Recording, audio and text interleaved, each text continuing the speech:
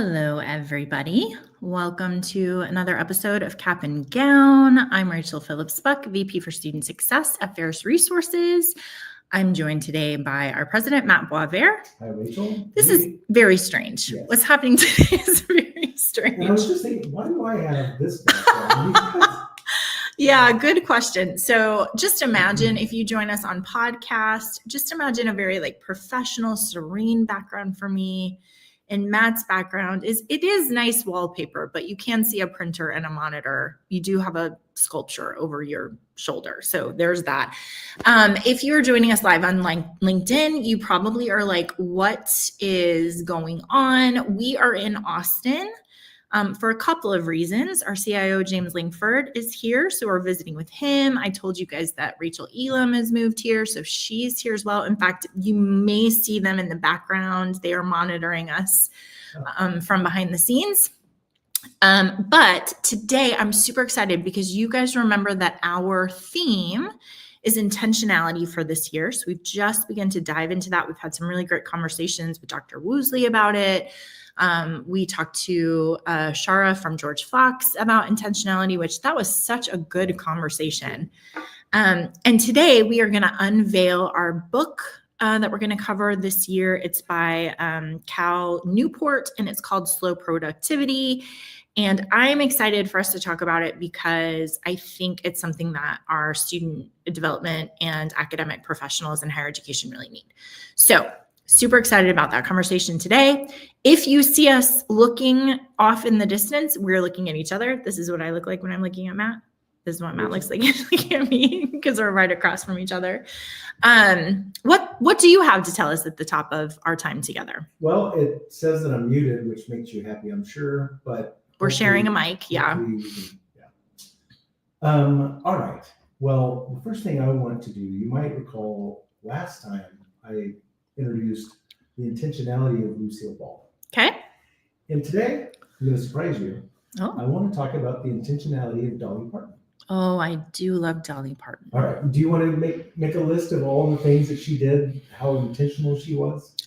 Since you have the paper in front of you, I think you should do it. All right. So as she started her career, she was very intentional, obviously, with her persona, her appearance. People were like, hey, we need you to tone this down. She's like, nope, this is who I am. And she's really stuck to it. Yeah. Right? That's like the quote when someone said, what does it make you feel like when people say you're dumb and blonde? And she said, well, first of all, I know I'm not dumb. And also I know I'm not blonde. Which is a good one. Thanks, Dolly. So she became very intentional with the way that she shared her story. And so the Coat of Many Colors story, the way that she wove that into her song was not a traditional country format. It was her narrative. Very intentional about that and how she talked about poverty with dignity. So she's very intentional there. She was intentional with her publishing rights protection. So there's a whole lot of great story there. Yeah. She specifically turned down Elvis Presley's request to record I Will Always Love You when his manager demanded half of the publishing rights. Ooh. Like, nope. And then just off of Whitney Houston, because she did that, she earned $10 million from that. Wow. But then she, in 1986, she built Dollywood. And that theme park, what that did for her hometown in that region. A lot of jobs. Yeah. 3,000 people are employed. We've been there. It's amazing. 3 million visitors annually. So, wow. So if you just think about all the ways that I love Dolly Parton, what she's contributed to the Imagination Library creation. Oh, that's the other thing she does is that I think it's now nationwide, but she sends from the time a baby is born until they go to kindergarten, she sends them a book every month because she said, I remember when I was little, I didn't have any books in my house. And so she's like, I want to make sure that parents have something to read to their kids and kids have books around so they can get used to it, which if you want to talk about how do you make the world better? Giving kids books is a great way to do that. So that's awesome. All right. So there's Dolly. Yeah. Great example of just being very intentional in everything you do and being thoughtful about it and making sure it has a larger purpose than just we're kind of, like we said last time, willy-nilly going around doing things, right? Okay. Before we dive into State of the Union, I have a couple of other things I want to tell you. Don't forget that the next time we do Cap and Gown, we are going to have Viva Gore on, who is our Director of Retention Intelligence. I've been working on her to get her to come on, so I'm very, very happy that she's agreed because she is such an incredible mind.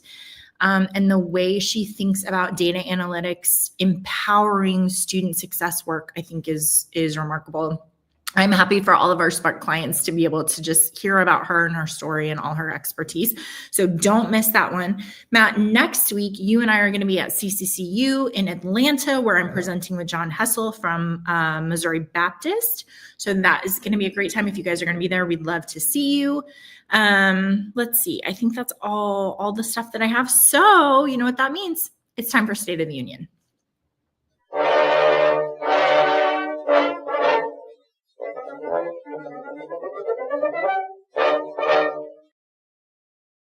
All right. Matt, you know, some weeks State of the Union is more fun than others. Yeah. This is not a fun week. I don't know the last time we really had fun. I mean, there's been some fun. I mean, I'm always fun, but this State of the Union is a little bit more serious. So I will bring my cheerful optimism to it, but there's a lot of crazy town stuff going on that we are paying attention to. This is the pendulum swing. Yes. Right? It's just, we were over here and now it's just swinging. Yeah. And I think there's just like, I'm sorry to use this word, but it's the right word, the milieu of like everything's changing and we're not sure where everything stands. You guys know that we got a new Dear Colleague letter on Friday, February 14th. Thanks so much for that. And remember that Dear Colleague letters are not law. They are like a hint about what kind of laws are going to be coming, about how things are going to be interpreted. And so this is a new one coming out of the new administration. So I'm just going to go straight, you know, these Dear Colleague letters, because there's so much about interpretation and like, well, what did you think about it? And what do you think is going to happen? It reminds me of FERPA, which is like on every campus, FERPA is interpreted differently. And what I like to do is just go straight to what FERPA says and be like, this says, if it's educationally appropriate, you can share it with people, right? So I'm going to give you some direct quotes from our Dear Colleague letter, Okay. and you guys can interpret it however you want to. Bailey has popped up an article that's going to give you some of that interpretation, but I'm just going to read some excerpts that are going to help us understand better what this letter is trying to tell us, because everyone right now is trying to figure it out. Okay. All of these are quotes. In a shameful echo of a darker period in this country's history, many American schools and universities encourage segregation by race at graduation ceremonies and in dormitories and other facilities. Educational institutions have toxically indoctrinated students with the false premise that the United States is built upon systemic and structural racism. That is a quote from the Dear Colleague letter. It goes on to talk about the Supreme Court decision in 2023, which was Students for Fair Admission versus Harvard. You remember that, we've talked about it. That decision was talking about admissions decisions specifically. Here's what the Dear Colleague letter says. Although SFFA addressed admissions decisions, the Supreme Court holding applies more broadly. At its core, the test is simple. If an educational institution treats a person of one race differently than it treats another person because of that person's race, the educational institution violates the law. Federal law thus prohibits covered entities from using race in decisions pertaining to admissions, hiring, promotion, compensation, financial aid, scholarships, prizes, administrative support, discipline, housing, graduation ceremonies, and all other aspects of student, academic, and campus life. Put simply, education institutions may neither separate nor segregate students based on race, nor distribute benefits or burdens based on race. Okay, so that's what this Dear Colleague letter is saying. Again, not law. This is just like a heads up about how they're going to be trying to pass laws and what their interpretation is going to be. One more. Race-based decision-making, no matter the form, remains impermissible. For example, a school may not use a student's personal essay, writing samples, participation in extracurricular activities, or other cues as a mean of determining or predicting the student's race and favoring or disfavoring such a student. All educational institutions are advised to, 1, ensure that their policies and actions comply with existing civil rights laws. 2, cease all efforts to circumvent prohibitions on the use of race by relying on proxies or other indirect means to accomplish such ends. And 3, cease all reliance on third-party contractors, clearinghouses, or aggregators that are being used by the institution in an effort to circumvent prohibited uses of race. So those are just kind of the key elements. I would encourage you to read it. It's not super long. It's about 4 pages. So it gives some kind of draw some lines between what it just said. But I think it's helpful to know exactly what that letter said and to think about what are the implications for our institutions, right? Anything you want to add to that? No, I think I appreciate that, just going straight to the source. Dear colleague letters, exactly like you said, it's not law, but it does show you the direction of the executive branch. Yeah, for sure. The Department of Education. Okay. Also, in the kind of turnover and pendulum swing, the U.S. Department of Education has rescinded the Biden administration's Title IX NIL guidance. You remember we've been talking about this. There's a lot involved, but in a nutshell, President Biden passed, in the Office of Civil Rights issued guidance related to Title IX that stated that revenue sharing payments from schools to athletes must be proportionately distributed to men and women athletes. If the revenue sharing payments did not get distributed equally between men and women's sports, the schools would be in violation of Title IX. So the new administration has rescinded that guidance. And it says they will now allow athletic departments to follow the plans of pushing revenues to the sports where they see the most value added, obviously mostly college football and college basketball, mostly men's. But that is a different pendulum swing. And that, we're just covering all of this because we know the people who are boots on the ground who are trying to make sure that they're doing what they should be doing. And the race, especially in the last couple of months, to try to understand what does Title IX mean? It means this, now it means this. There's just a lot of confusion. So that's where we are with the whole NIL thing. There's a lot of cases still outstanding in the courts. I don't think that's settled by any stretch of the imagination, but that's the most recent thing to happen. Good? Yeah, and I just think, Rachel, what it really points toward is, there's a lot of, there are laws that are not clear, and our lawmakers need to shore it up. Clean it up. Yeah, for sure. Related, I found a resource that I think is going to be really helpful for all of our listeners. It comes out of this university in New York, Touro University, that actually does like a Compliance U webinar where they have all of these different people come together and just talk about how difficult it is with everything changing legally and trying to keep up with it. So there's an article, but what Bailey has popped up for you is actually the link to all of those recordings. So for example, there's like the keynote, legalization of higher education, statutes, regulations, policies in a changing landscape. There's things like discrimination in higher education, the changing dynamic of higher education institutions, mergers, acquisitions, and consolidations. And then the last one I think is really interesting, lawyers leading higher education, which we are going to talk actually a little bit about today.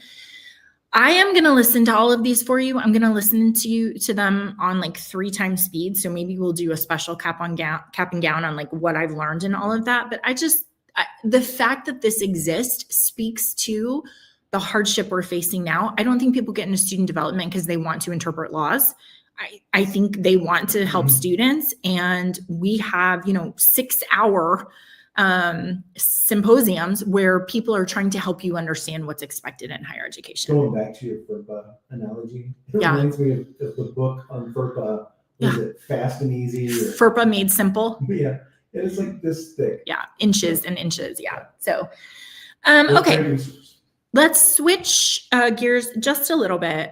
Well, I'm going to say FAFSA, and then you're going to be like, we're not switching gears because we've been talking about FAFSA forever. But this dynamic, I think, is interesting.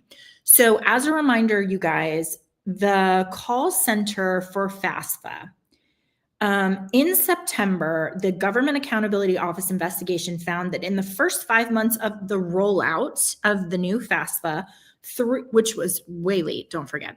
3/4 of calls went unanswered. Let's just think about that for a second. Okay. Last summer, the department hired 700 new agents to staff the lines. They were going to add another 225 to launch for this new launch. Now, the education department is considering terminating its contracts for thousands of call center employees hired to answer family questions about federal student aid. They might replace them with AI. Okay, here's what I want to talk about. I'm sick of beating up FAFSA, so I'm not going to even say anything about their unanswered calls. Matt, I was telling you, I think this is interesting because I have to be honest that I've taken a little bit of a step closer to being happy with our students and our parents engaging in AI. Okay. I as a general principle, don't like it. But I was using AI the other day and I was thinking about the removal of shame from just asking Claude questions, like things that I should know maybe, and I don't want to ask a person, but I'm just going to ask them, right? And how beneficial that could be to parents and students who maybe are afraid of looking like they don't belong. They're already having some imposter syndrome stuff. And so if they could call up and be like, I don't know how to do my FAFSA to an AI bot that then would be able to helpful to them, I am getting okay with that. I think there's some elements of that I can get behind, right? Yeah.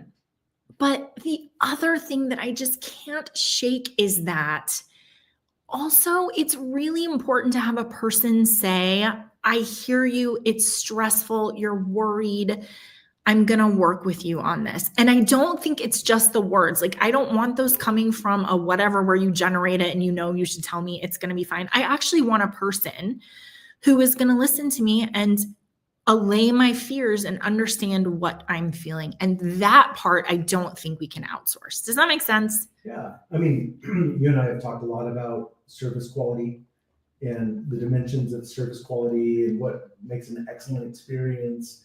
And there are some things that you just can't replace, like empathy, which is one of the 5 dimensions. So having someone say, it's going to be okay. I know this is hard, but you're going to be really proud when you push through it, right? Or it was confusing to me. Yeah. I've been doing this for 10 years. I mean, I think about that when I bought my first house, I called my mortgage company all the time. And it's not because I was confused about the mortgage. It's because I needed them to be like, you're doing the right thing. This takes a while. It's okay. Hey, Ms. Phillips-Buck, we're happy to talk to you again. I just needed somebody to partner with me. And I wanted to feel like I had a partner, which is the language we're always using. I'm on your team. I see you. I'm really good at this. Please stick with me. So I don't know. I'm sure there are going to be studies that come out that say if an AI bot can parrot empathy, they're going to tell me whether or not that feels the same to a person. But I'm a counselor. Sorry, I think you have to have a person. So maybe that just makes me old. If you go back to the reason they're talking about moving to these bots, it's because people were not getting responded to. The call was getting dropped. No one would call them back or whatever. Millions of calls were missed, right? And so in that case, AI is always there, always reliable, going to at least get you, I don't know, an answer. 80%. Yeah. And that's maybe the thing, right? That we triage, that we say, if you really just have a factual question, you can connect with these bots. And then if you just want someone to be like, it's okay, it's stressful. Yeah. For sure. Okay. The next article I have for you is about alumni in residence programs that aid student development. You're on a roll. I don't know. I think the last 5 weeks we've done articles where you're like, I did that 10 years ago, 20 years ago. This is about how alumni in residence, basically it's a mini mentoring piece where you have alumni that come and they're talking to learners about jobs and what it's like in the workplace.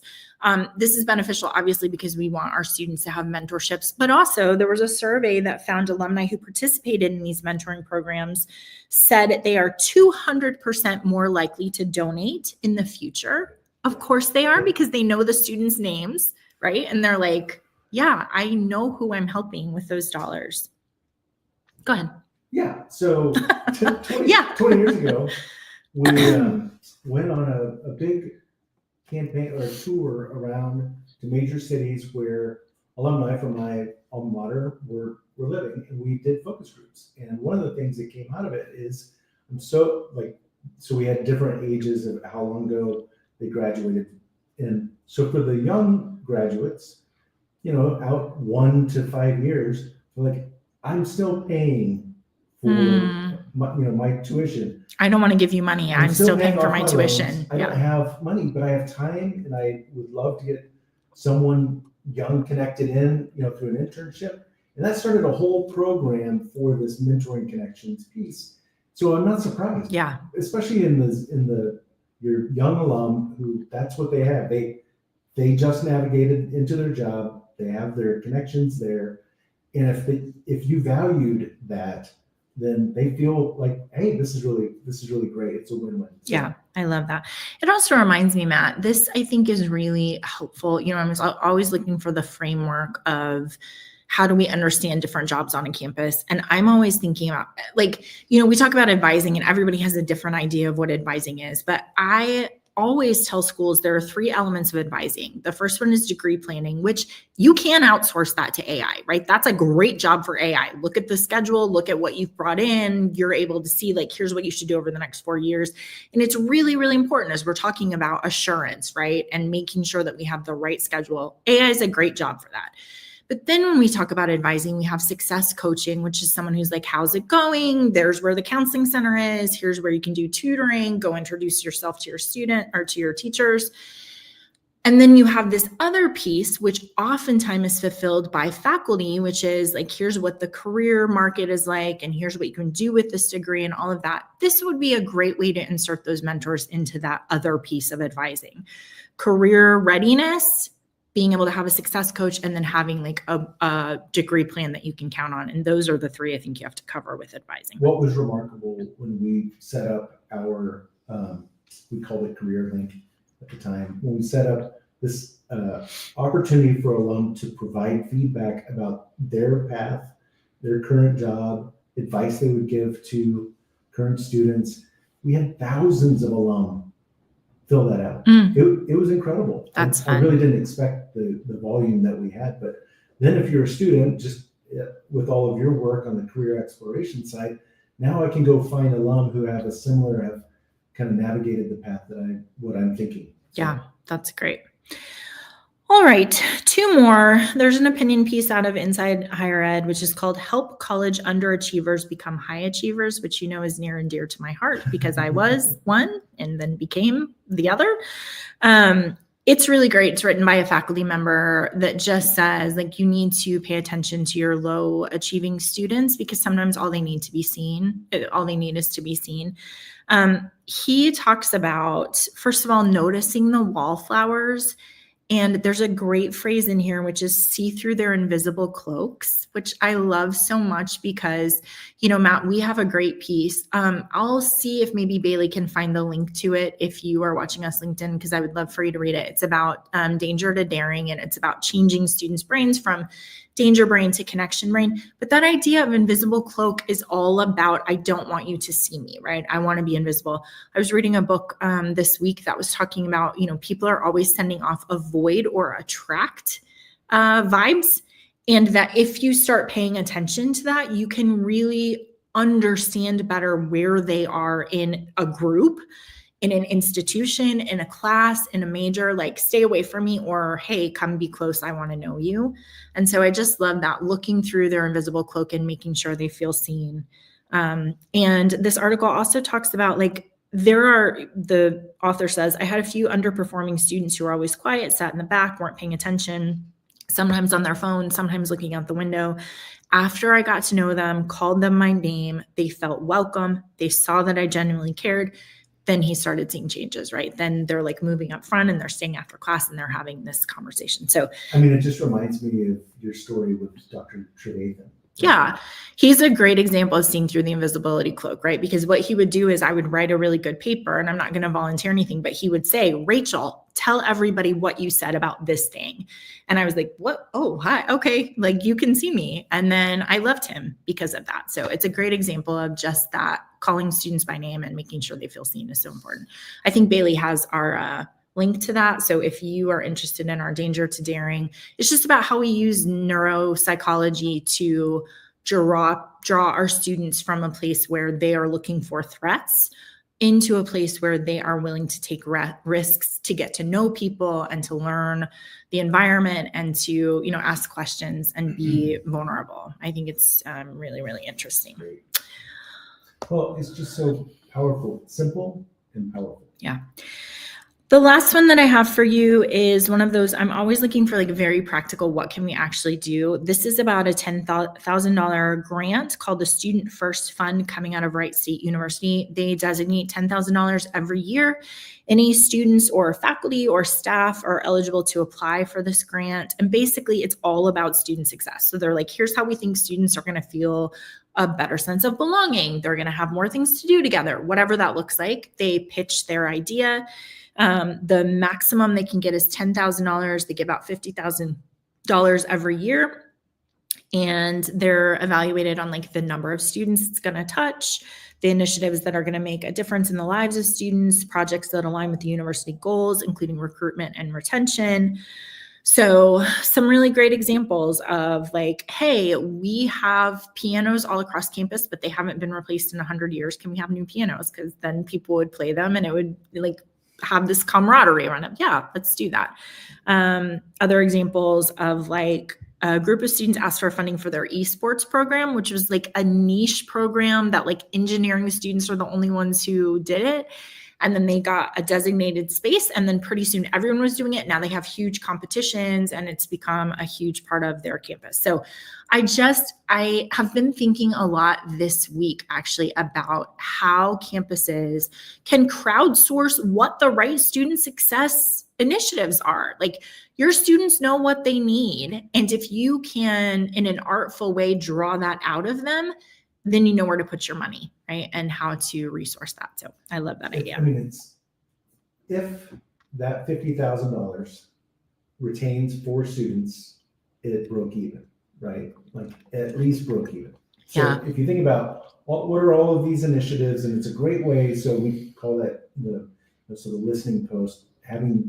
We're trying to listen to what our students' ideas are. You might start to see this continuous focus on like some of the campuses we've been on where it's students are talking about, things like Wi-Fi reliability. Right.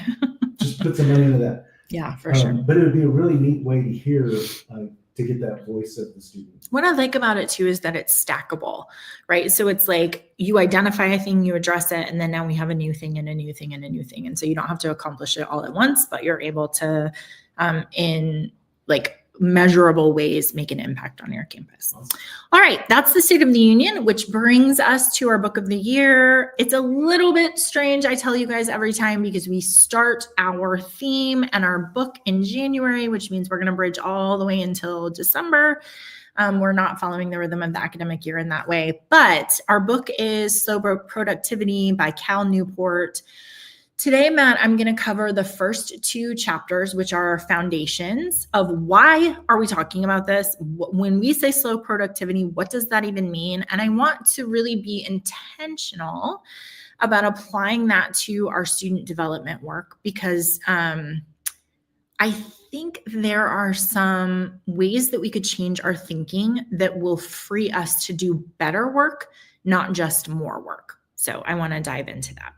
And as Rachel, as I think about this, I'm thinking about our friends, our partners on so many campuses who have gone through, and we've talked about it, but this is an awesome, just taking time to really slow down. It's okay to slow down and continue to be productive. For sure. And the power of your work, it's so important. And so let's make sure that we are set up for success and have the right kind of approach. Okay, so I'm going to name the elephant in the room, which is talking about student development, talking about academics in terms of productivity is going to make everyone's skin crawl because productivity was created for, farm work and factory work. And by that, I just mean productivity what you produce, we want to be able to say, well, then we started doing this thing on our farm and all of a sudden we started producing more crops. So it's worth it for us to do that. Or in our factory, right? We started like Ford, is it Ford who created is that right? Ford? Yes. Okay. Who created the assembly line, right? He did that. And then his factories got more productive because they were producing more cars. So there's like this little thing I was saying when we were talking about this earlier. If you said to Brad Lau, who is just like the most student-focused student development person that I know, were you productive today? He'd be like, what are you talking about, right? But Matt, you said something really smart about taking that word apart and helping us understand what it really means. Can you talk about the like product versus productivity? Yeah. So I mean, the whole focus is, okay, so we have this product, and are we creating it more? Do we have more quantity and higher quality of this product, right? So when we think about productivity, it's, well, we have this widget typically, and I've seen that in a manufacturing shop. But when you think about then in higher ed, what is the product? And being able to be really intentional about understanding what the product is. So when I think about my university and its mission to educate students for service and leadership throughout the world, thinking about that's our product, that's what we're invested in, then everything that I do toward that is productive. Yeah, so I think casting productivity as how have you impacted your students, which is the product that you're really working towards. There's a great question here, which is like, in your particular field, how would most people define productivity or being productive?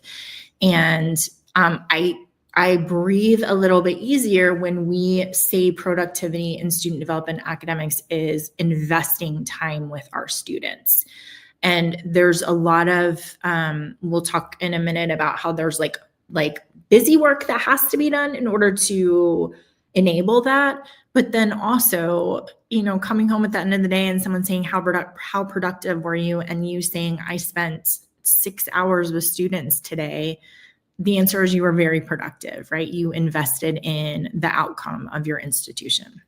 It's interesting because we've had a lot of conversations about, the curmudgeon faculty who grumble about spending time with students. It's like, well, what do you want to do? That's your productivity, friend. That's why you're here. And then you have other even administrators who become so focused on, we've talked about this in each, different areas on a campus, but if, for instance, you work in the technology group on a campus and you're thinking about technology, and you lose sight of the why is so that students have a great educational experience, and you've shifted then into being, you want to be the expert on, and you want the notoriety, you've lost sight of really the purpose of the product, right? Yeah.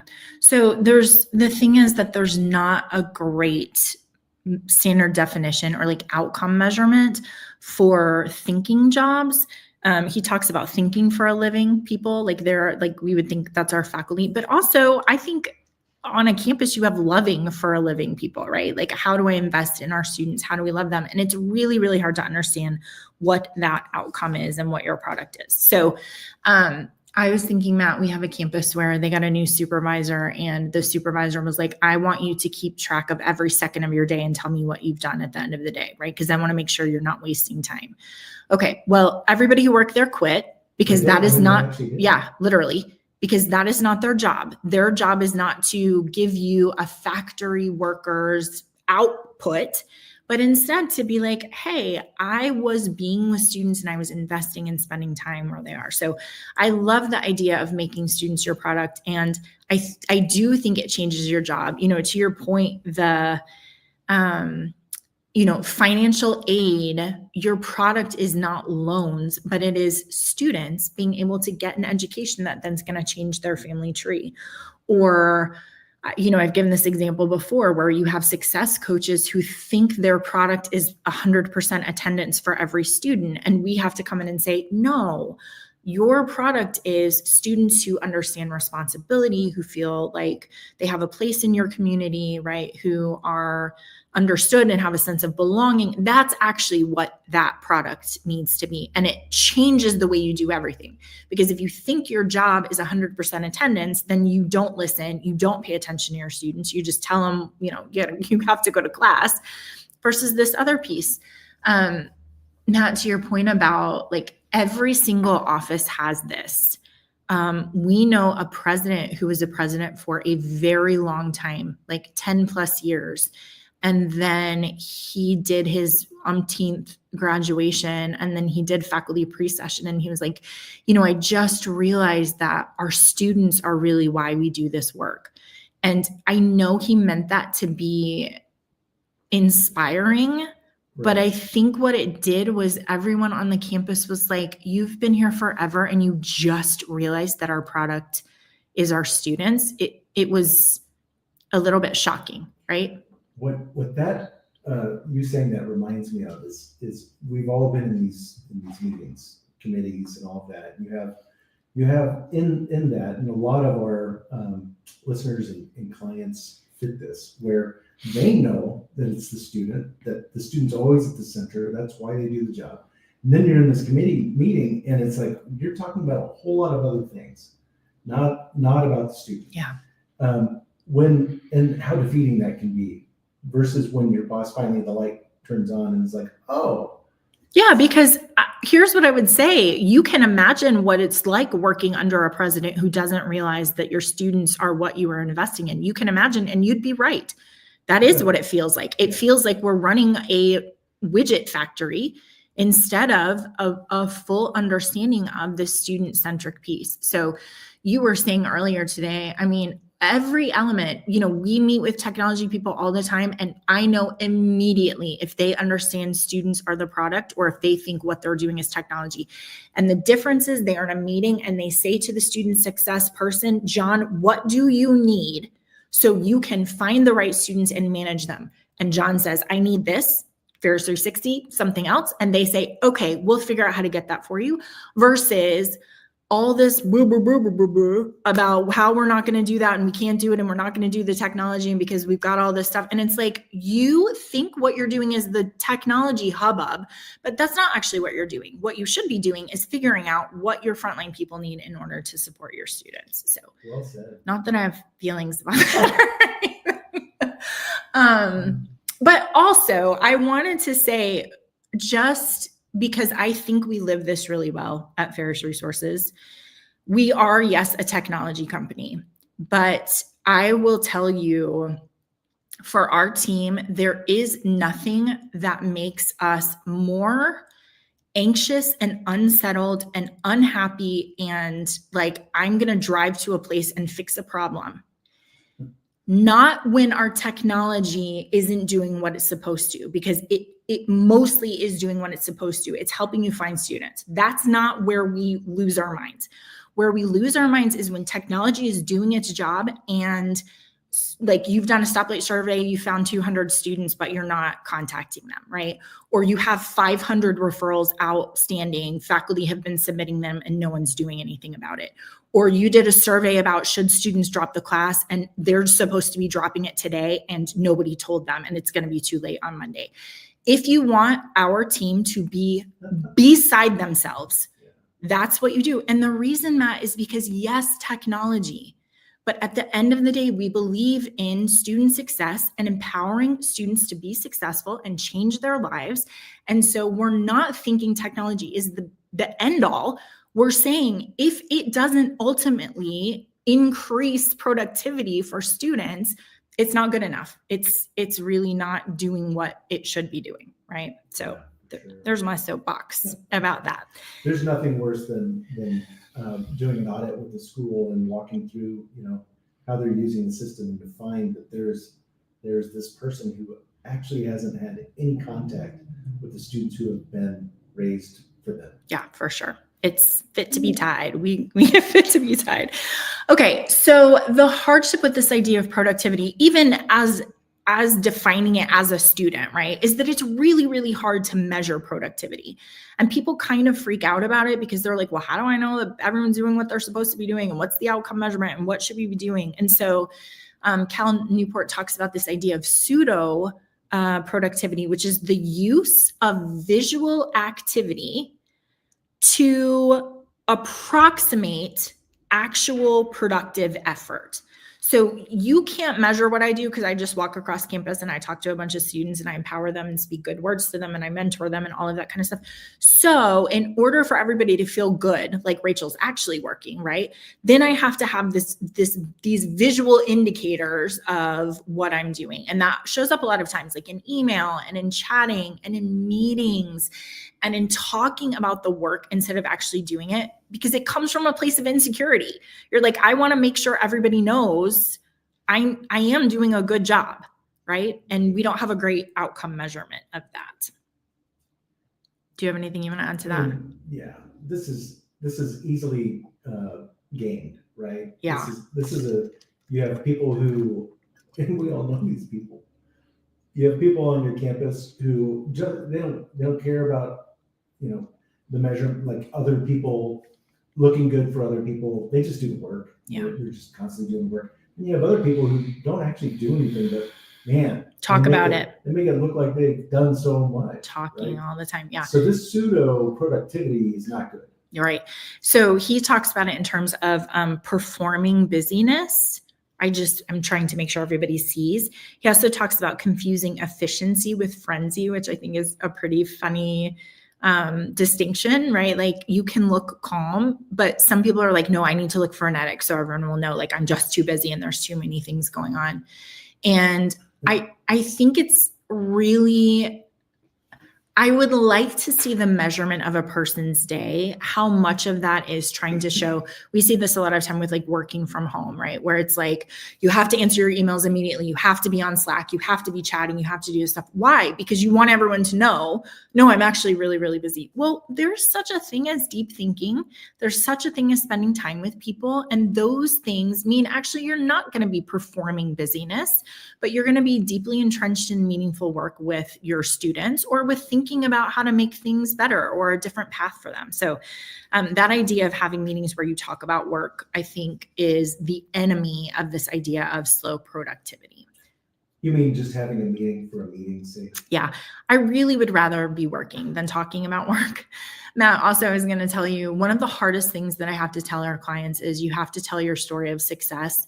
And I always say, I totally get it.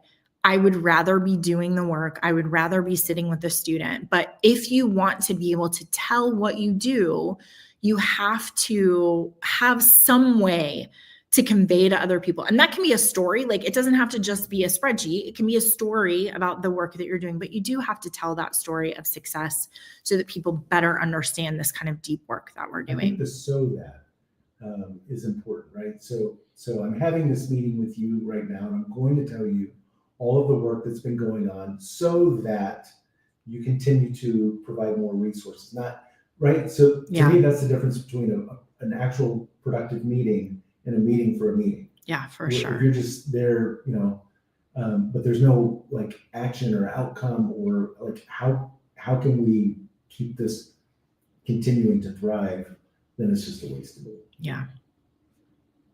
Sorry, I was thinking about slow meetings. I'm notorious for wanting to have an efficient meeting for sure. All right. So why are we talking about this? This is a lot of widgets and farm and productivity and all of that kind of stuff. But Matt, the reason we picked intentionality is because we are still, I think, deep in the throes of higher education, just like being unstable, a lot of uncertainty, but also people just being like, I don't want to do this job anymore. It's not what I got into. It's not fun. I don't have good quality of life. Cal Newport has the definition of burnout in his book. And I think this is so applicable to our population. It says, I think where burnout really hurts when you want to care about something, but you're removed from the capacity to do the thing or properly do it and give it your passion and your full attention and creativity because you are expected to do so many other things. And when I read that, I was like, yeah, that's bang on, right? Like the reason people are leaving higher education is because they are super passionate about students.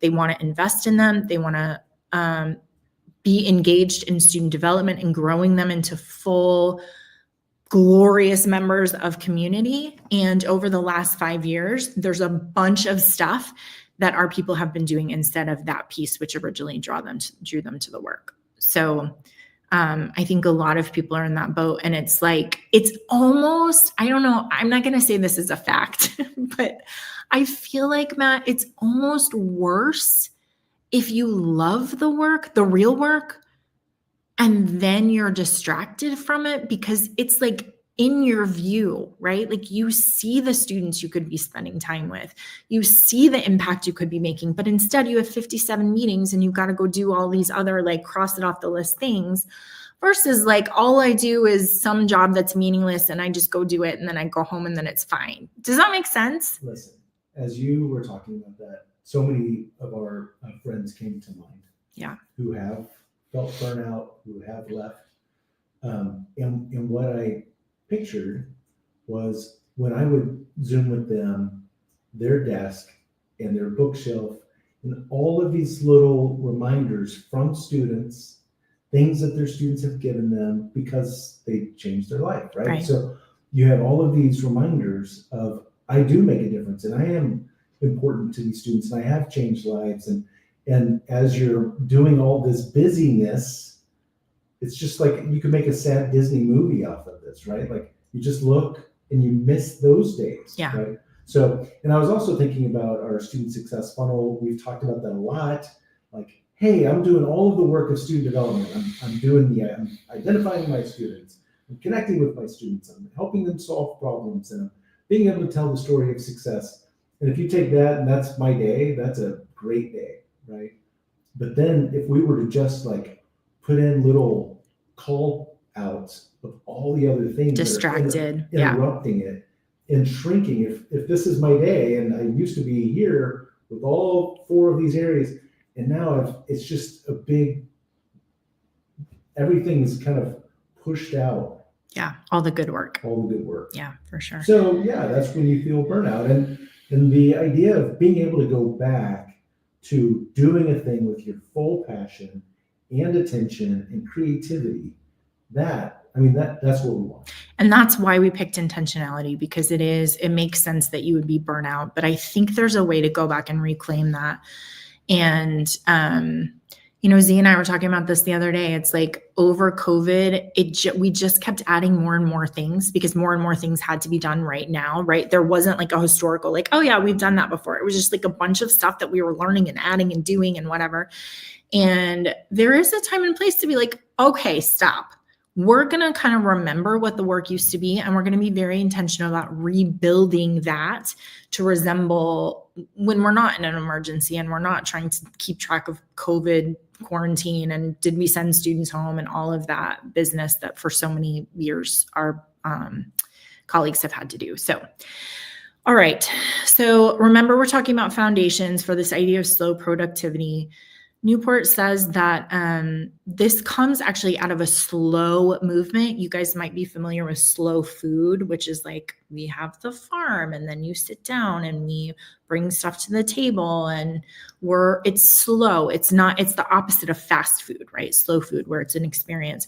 Well, I didn't realize this, Matt, but people have taken those basic tenets, which the 2 primary and effective strategies of this slow movement is offering people a slower, more sustainable alternative to modern busyness that draws from time-tested wisdom. So it's like, first of all, think what is and what you don't like about it. Think about a different alternative in slow productivity, but then also remember all of these slow movements come out of historical context, right? Like how we used to have dinner together. There is slow food, there's slow cities. So before there are cars, there are cities who are like, we want it to be walkable and we want you to have a bike and we want to have neighborhoods and all of that community building in a slow city. We have slow medicine, which is not just about, hey, you're sick, come to the hospital and we'll treat you, but this more holistic, like, hey, a whole person, we're going to understand what's going on in your life and we're going to look at you as a whole person. And then school, you think about for younger children, especially, how do we take out this pressure of you have to pass the test and you have to have homework and you have to get good grades, and instead just be like, hey, we're going to do slow school where we're all together and we're learning. So all of this idea of slow productivity comes out of those principles where you are offering an alternative and you're looking at some historical things before chatting, before texting, before, laptops and all of those different pieces. How did we think about this deep thinking work or deep loving work? So slow productivity is a philosophy for organizing knowledge work efforts in a sustainable and meaningful manner based on 3 principles. And I'm going to give you the 3 principles, but I want to say that one more time because this is the definition we're going to be working with for the rest of the year. A philosophy for organizing knowledge work. So we're not talking about farms and factories, knowledge work efforts in a sustainable and meaningful manner. Matt, I was thinking about knowledge work and just how if we redefine our productivity as how are we producing students, and we put that in the context of knowledge work, what we're saying is we have expertise. We have expertise about how to be in college. We have expertise about student development, about, all of those different elements. And we are imbuing that into our students as the products so that they can be more successful, which I want to write that down and put it on my desk. Use your knowledge to produce healthy, happy, competent citizens out of your university. I think that articulation would really help people decide what's useful and decide what's busy. Yeah. So, okay, here are the 3 principles. Number 1, you guys are going to love this. This is another one you could put over your desk. Do fewer things. That's the first principle. The second principle is work at a natural pace. And the third principle is obsess over quality. So do fewer things, work at a natural pace, obsess over quality. So what we're going to do for the next year is we're going to dive into each of those. And we're going to talk about practical applications. But I think, I love a good action item. I think it is so helpful just to write those 3 down and to pay attention. In counseling, we do this thing where we're like, don't change anything. Just pay attention to how do you work? Do you do too many things? Would it be better for you to do fewer things? How fast are you working? Is it frenzy or is it a natural pace? And then how obsessed are you with quality? And I know that you're going to have something to say about quality because you do love excellence. But just thinking about sometimes when we're frenetic is we actually just let it go because we don't have time for it. It's fine. It's fine. It's fine. It's fine. Right. Instead of let's craft something excellent. So do you have anything you want to say about that? I said you did. I have a lot of things, but we have a lot more show, down the road. I'll talk more about that. For sure. But that I love that. When you think about how do you deliver excellence, you can't deliver excellence if you're frenzied. And in this idea of doing fewer things, it's really powerful because if you were to really draw it out, which I love doing the service blueprinting, if you really mapped out the work that goes on and how many times there's just a lot of waste, right? Yeah. Man, what happens if we can save some time and invest that in the right things? Yeah. And I want to be really careful. Matt, you and I were talking about earlier, there is busy work, right? There is stuff that you have to do to keep track and to make sure, you do in our student success funnel, identify, connect, solve. Solve is in there. There are things that you are trying to do, get their loans signed or get them, in their classes or get them a roommate or whatever. There are those things. In fact, in our system, we measure those things differently than connection, right? But you do have to have both. In our system, we're like, oh, you changed your status, you did case management, we're showing all those things. And then we're like, and here's where you did the connection. You had a meeting with the student, you talked with them on the phone, you texted with them. So it's really hard because I think we can get confused about there's good work to be done that's setting the stage, that's setting you up for being successful. And that's administrative stuff and that's case management stuff. But my two challenges there are, first of all, I would say you have to be able to draw a direct line between what you're doing and how it helps your product, which is students. You have to be able to say, I am doing this because it's going to impact students in this way. And if there are things on your list that are not a straight line, those are the do fewer things, right? Those are the places where you can maybe be like, maybe I can cross this off my list. And the other thing I would say is, man, I love the rhythm of the academic year, because I think it helps us so much in saying, like, August, we do a lot of that stuff, right? We do a lot of things to set ourselves up so that when our students come, we have our programming and we have our messages that we're sending to them and all of that stuff that we have set up for them. But then when they're on campus, they're your product. You should be spending more time with them. So drawing a line between when students are on campus and, summer projects, because they're not. And so you can do a lot of that kind of stuff that doesn't need students, but sets you up to then be successful. So anything to add to that? Nope. Okay. So here are action items coming out of just this foundations piece.